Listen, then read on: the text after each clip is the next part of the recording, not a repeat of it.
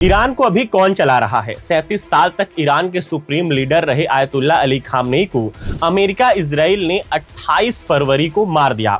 इसके बाद उनके बेटे मुस्तफा खामनेई ने उनकी गद्दी संभाली, लेकिन हमले में घायल होने के चलते वे कामकाज नहीं देख रहे हैं। ईरान भले कह रहा हो कि देश के सभी बड़े फैसले मुस्तफा के हाथ में हैं, लेकिन क्या सच में ऐसा है? न्यूयॉर्क टाइम्स की एक रिपोर्ट ने एक्सपर्ट्स के हवाले से बताया है कि ईरान में फिलहाल फैसले लेने में किसी एक व्यक्ति का हाथ नहीं होता। ये काम एक छोटे लेकिन ताकतवर ग्रुप की सलाह पर होता है, जिन्हें बिरादरों का समूह या बैंड्स ऑफ ब्रदर्स कहा जाता है। बिरादरों के इस जुटान में कौन कौन है जानेंगे, लेकिन इससे पहले जान लेते हैं कि यहाँ तक पहुँचने में उनकी यात्रा क्या और कैसी रही थी। बैंड्स ऑफ ब्रदर्स कहे जा रहे इस ग्रुप में ज्यादातर लोग IRGC से जुड़े थे, जिसे इस्लामी क्रांति के बाद सुप्रीम लीडर की सुरक्षा के लिए बनाया गया था। इस संगठन ने ऐसे बहुत से लोगों को कम उम्र में कमांडर से जनरल बना दिया। इन लोगों ने इराक और ईरान के बीच चले लंबे युद्ध के दौरान अपने सैन्य अनुभव जुटाए। युद्ध में इराक को पश्चिमी देशों का खूब सपोर्ट मिला। जब जंग खत्म हुई तो इनमें से कई लोग खुफिया और सिक्योरिटी एजेंसियों पर कंट्रोल रखने लगे। अभी के जो सुप्रीम लीडर मुस्तफा खामनेई हैं, उनसे इन सब के व्यक्तिगत संबंध हैं।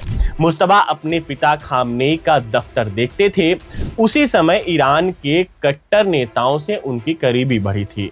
ये लोग सिर्फ इस्लामी क्रांति को आगे बढ़ाने में ही काम नहीं आए, बल्कि खामनेई शासन के दमनकारी तरीकों के भी बड़े सपोर्टर बनकर उभरे।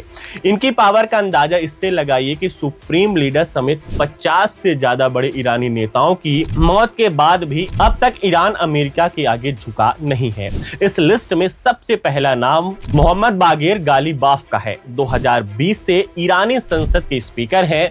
इससे पहले IRGC की वायुसेना के कमांडर थे। सेना और पॉलिटिक्स के बीच ब्रिज का काम करते हैं।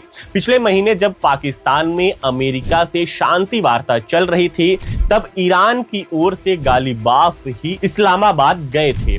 Ahmad Wahidi band of brothers के दूसरे सदस्य हैं।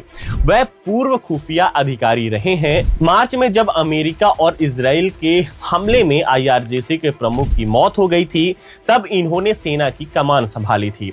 अहमद वाहिदी 1988 में कुदस फोर्स के कमांडर बने थे। इसी दौरान 1994 में ब्यूनस आयर्स में एक यहूदी कम्युनिटी सेंटर पर हमला हुआ था। इसमें 85 लोगों की मौत हो गई थी। माना जाता है कि कुदस फोर्स ने ही हिजबुल्लाह जैसे मिलिशिया ग्रुप्स को खड़ा किया। वाहिदी पर इन ग्रुप्स में हिंसक और आतंकवादी रणनीतियों को जगह देने के आरोप भी लगते हैं। मोहम्मद अली जाफरी 2 स्टार जनरल हैं। वो ईरान के सुप्रीम लीडर के सैन्य सलाहकार भी रह चुके हैं। अभी तो उनके पास कोई आधिकारिक पद नहीं है, लेकिन 2007 से 2019 तक उन्होंने रिवॉल्यूशनरी गार्ड्स की कमान संभाली थी। मोहम्मद बागेर भी सेना और ईरान की राजनीतिक व्यवस्था का मेल है।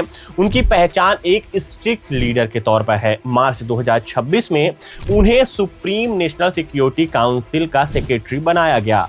इससे पहले ये जिम्मेदारी अली लारिजानी के पास थी। उनकी इजराइल अमेरिका के हमले में मौत हो गई। ईरान की सत्ता अब एक चेहरे के हाथ में है, या फिर पर्दे के पीछे बैठा कोई ताकतवर नेटवर्क देश चला रहा है? फिलहाल दुनिया इसी सवाल का जवाब तलाश रही है।